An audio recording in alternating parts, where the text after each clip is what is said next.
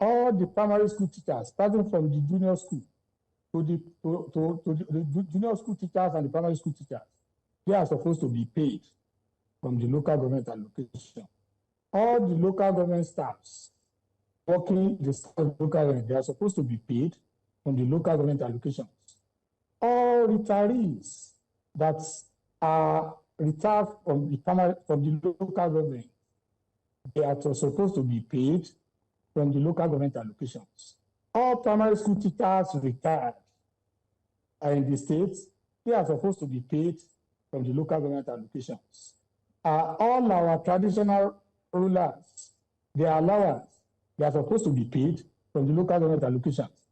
So since the local government elections in Osun State in February, the councils have been underfunded following an appeal by the All Progressive Congress to the federal government to withhold funds due to them from the federation account. The APC had condemned the local government elections, alleging that they were illegally conducted by the People's Democratic Party-led administration of Governor Ademola Adeleke. They also accused the governor of violating his oath of office by conducting the polls and colluding with his party to disrupt peace by refusing to comply with the February 10, 2025 Court of Appeal ruling that ordered the reinstatement of the sacked elected local government officials.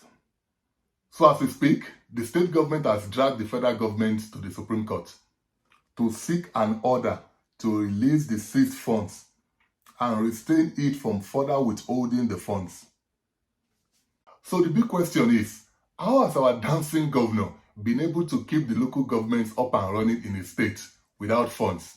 What is happening to Governor Adeleke? A chieftain of the PDP, Chief Bode George, tells us how the governor has been navigating this quagmire. What is happening to Governor Adeleke? Is he going to the APC or not? I had an in-depth discussion With him. And the first time we spoke, he called me and informed me that he would be leaving the party. I was shell-shocked.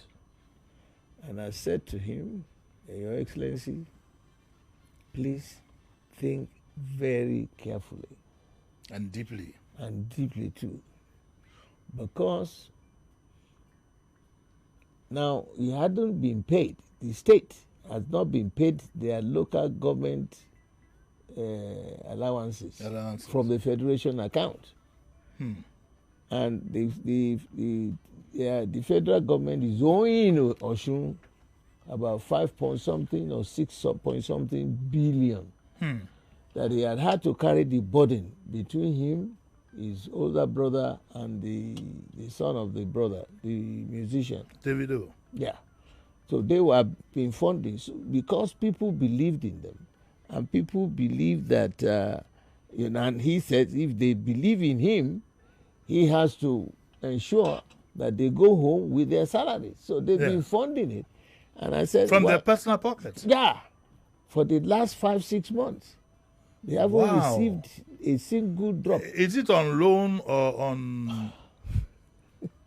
No, and is it with the interest? I just like to clear that. You don't know? I don't know. Okay. When they go to court, already court has ruled that they should pay them the local government allowances or allocation.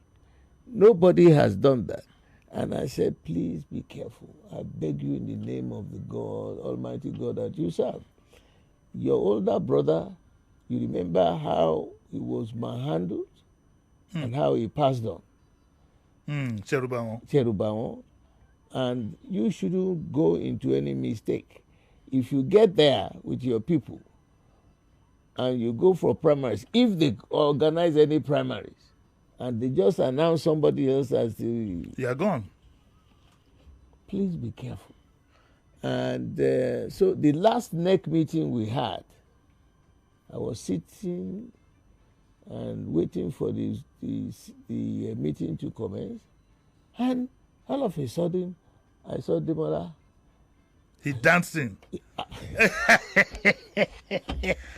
I said, Are you kidding? Your Excellency, when he came to me, he said, Baba, thank you, sir. I am not leaving this party. So I held him, greeted. He didn't tell you why, what he had experienced. I think that what he had experienced is looking for why the people, yes, will be making me to poke into his personal, yes. Yeah, so he's back with the party. He attended the caucus meeting. He's not yet a member of the board of trustees, and he attended the NEC meeting. So what is difficult? He saw the light and quickly turned around and didn't move.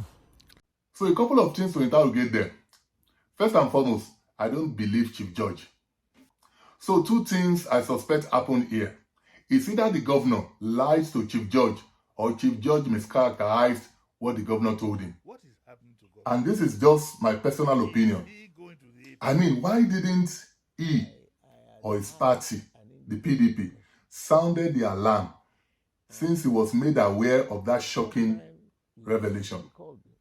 And from his own recollection of his conversation with the governor, he appears to be comfortable with the idea that private individuals are now paying the salaries of government employees. He didn't seem alarmed. He didn't say he offered any suggestions on what to do, and has said nothing about it publicly until now. And they say Wike is the problem of this party. Anyways, it's okay if that's the narrative Chief George is trying to push now. But the Osun State Commissioner of Information seems to be telling a different story. You said the allocation has been held from February as against March. That seems to be what is, in the open. From February. So you listed quite a number of individuals that have been affected, from healthcare workers to teachers to even pensioners at the local level. How is the state? How are they coping? What has the state been able to do to manage the situation since February? Yeah, as I've stated earlier, and I told you, our government is humane. We know that some people, they might not care playing politics with the life of the citizen of Osun, but our governor will not allow that to happen. What the governor is doing now is that, at detriment of the project and some other things, we have to pay the categories of all the workers, and we have not defaulted, except for this month, July, which salary will enter any moment from now. So that means instead of the project to be moving as it's supposed to be, we are making sure that all the categories of workers that are stated and have earlier stated, they are being paid. Now, that interview was as recent as 2 weeks ago. So make of it what you will. And isn't it ironic that the same President Tinubu, who himself was a victim of local government funds withholding, is now the one supervising this illegality?